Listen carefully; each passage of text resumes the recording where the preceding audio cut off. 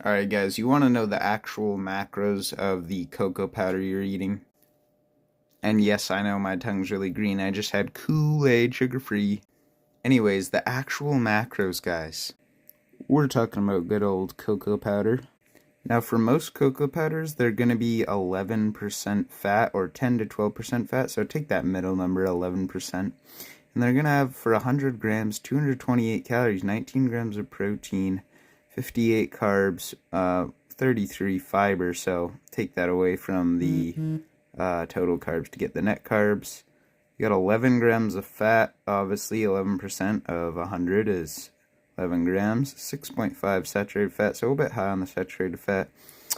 And then for 22% fat cocoa, which is like the higher fat cocoa, which usually isn't common, guys. Like, if you're buying just like the Dutch processed natural unsweetened cocoa for like hot cocoa at Walmart, just like, Hershey's cocoa, even if you're buying cocoa like this from like Walmart, like your generic cocoa, then it's gonna be the 11% to 12 or like 10 to 12% fat cocoa.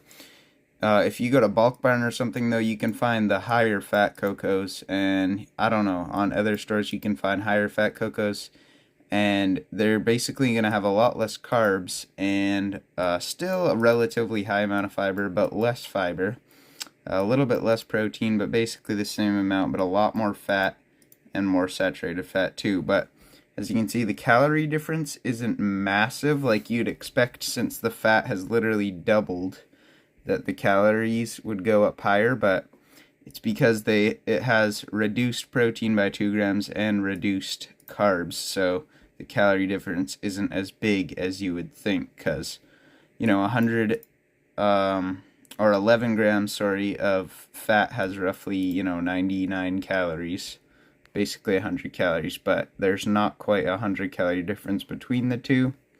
But yeah, so most cocoa is going to have these macros outlined up here. Whereas if you get the higher fat ones, they're going to have the macros outlined down here. So yeah, I thought I would make this quick video because even on the Costco website here for this cocoa powder, they have this as the macro label. And it says 5 grams, 20 calories. Obviously wrong, because if you do the math, that would mean that 100 grams has like 400 calories, which obviously isn't correct, and the other numbers wouldn't be correct. So if you want to know the actual macros, there you guys go. I did the video. Like and subscribe. Peace out.